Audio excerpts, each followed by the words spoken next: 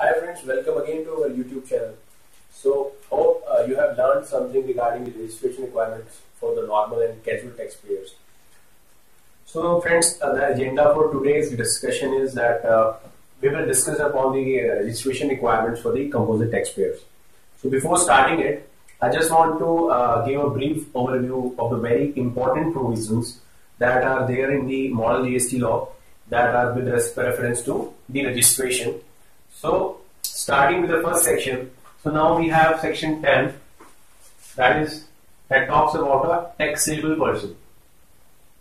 So taxable person means any person who is registered or liable to be registered as per the requirements of Schedule 5. So when it is written registered or liable to be registered, so registered means you have taken a voluntary registration. You are not liable to take registration. So this thing we have covered in our first part. So it is clearly coming out of the subsection 1 of section 10. And it also talks about a case when a person who has obtained or who was liable to obtain multiple registration for different verticals. So it talks about that if you have taken multiple registrations, in that case each of your registration will be treated as a separate registration for the purpose of compliance of GST. Okay. So this is all about taxable person as per the requirement of model GST law. Now coming to section 23 requirement. Section 23 is also another important section because it covers the registration part. It says registration requirements for different types of taxpayers. So we have registration requirement for a normal, PDS, ISD, okay, e-commerce,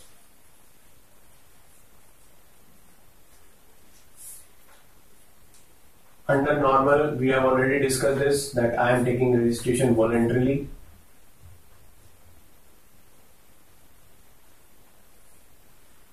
Or mandatory. Now mandatory again, section 23 again says that if you are liable to take registration as per the requirement of Schedule 5, so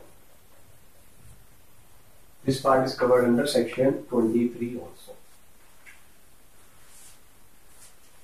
Now starting with section 25, what section 24 talks about?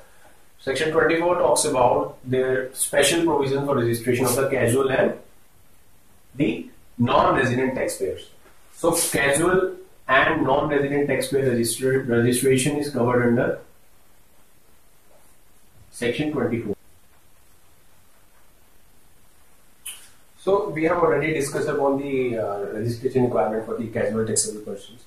So casual taxable persons, basically they need to intimate that they are going to start their business in next 5 days. So we have discussed upon that requirement that they need to deposit an advance amount and they need to have a prior intimation of their registration before starting their business.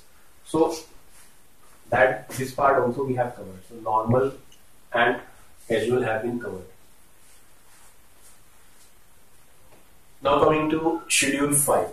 Schedule 5 talks about that every supplier whose turnover is exceeding 20 lakhs or 10 lakhs as the case may be, or who is doing any interstate supplies, or who is supplying through e-commerce portal. So these things we have already discussed upon in our first video. The important sections are section 10, section 23, section 24, and we have a schedule called Schedule 5. So these 4 provisions are really important for you to understand the registration requirements under the model GST law. Now section 23 talks about registration of what? We have already discussed. Just want to add normal, TDS, ISD, e-commerce. Okay. So and UN bodies. So all the different types of registrations are covered under the section 23 because section 23 itself is a registration section. Now The agenda of today's discussion is that we want to discuss upon the registration requirement of the composite taxpayers.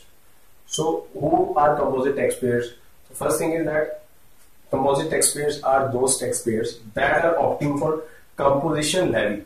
That composition levy is covered under section 9 of model GST law. And to opt that composition levy, you need to fulfill certain parameters which are as follows. So, section 9.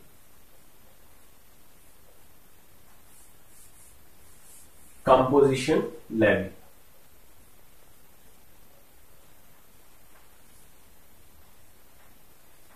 So what it talks about, any taxable person can opt for composition levy provided he is not a service provider, not a service provider, okay, manufacturer of goods,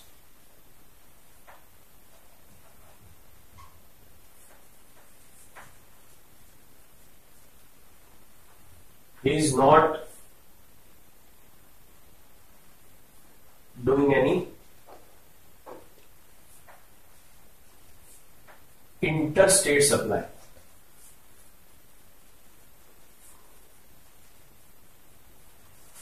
And the threshold limit for opting this composition levy is rupees 50 lakhs. Threshold is, so if any taxpayer or taxable person who has opted for a composition levy and his turnover gets exceeded above 50 lakhs. When I say turnover again means aggregate turnover on pan-India basis. So for all the different types of registration that you have taken in India and your turnover is exceeding 50 lakhs, then you automatically come out of composition levy and you need to take registration as a normal taxpayer, which is again mentioned under section 23.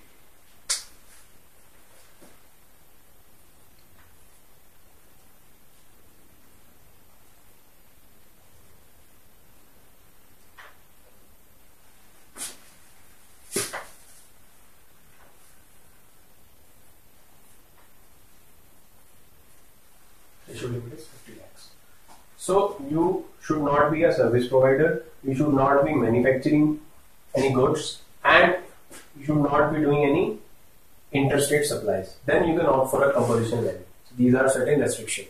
Plus one important point to be taken into consideration. If I read again what I've discussed for section 10.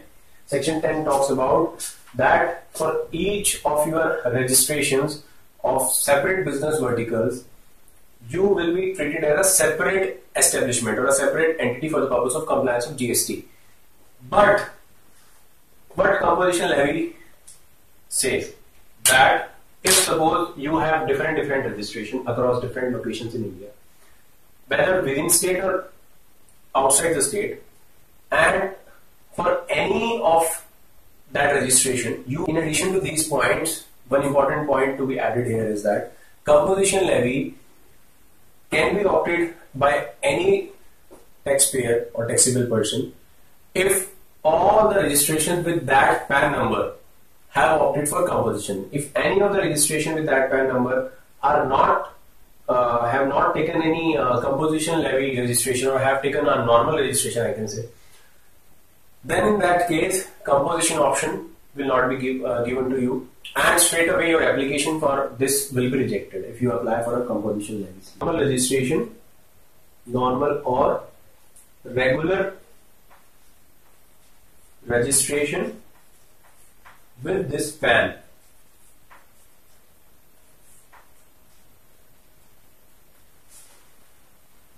Okay, so these are the things to be taken into consideration while applying for registration as a composite dealer. Now, what are the things that you will not be able to avail if you are, what are the benefits that you will not be able to avail or you won't be able to avail if you take this composition levy scheme? So, first and foremost, all your credits, whatever credits that you have taken, that will now lapse. You will not be able to carry forward your input tax credits if you are opting from a normal to composite scheme. Second thing, if you are straight away coming for a composite scheme. So first case is that you are a normal taxpayer and you are converting yourself into a composite taxpayer. So first thing is that when you can convert, you can do that conversion only before start of any financial year. Okay, so it cannot be applied. This normal to composition conversion cannot be applied during any financial year. Second thing, if you are applying for a composite taxpayer for the first time, when you are taking a fresh registration, you want to opt for composition, it is allowed. But all your input tax credit, whatever you pay to the suppliers from whom you are buying, you will not be able to avail any input tax credit. Similarly, you will not be able to pass on any input tax credit to your recipients. So whatever you buy from your suppliers will automatically becomes your cost. As the costs are high for the composite dealers, so definitely the buyers will look for the prices that are competitive in the market, and normal taxpayer will be in a better position to provide the competitive prices. I will not say that the price of the composite dealer will be higher than the normal taxpayer, but in normal circumstances, if the margins are same, then definitely the buyer will buy from the normal taxpayer. If any taxpayer is opting for composite scheme, then the compliance requirements are much lesser in comparison to the normal taxpayer. Okay, like quarterly returns are to be filed, 4 quarterly returns to be filed, 1 simplified annual return to be filed.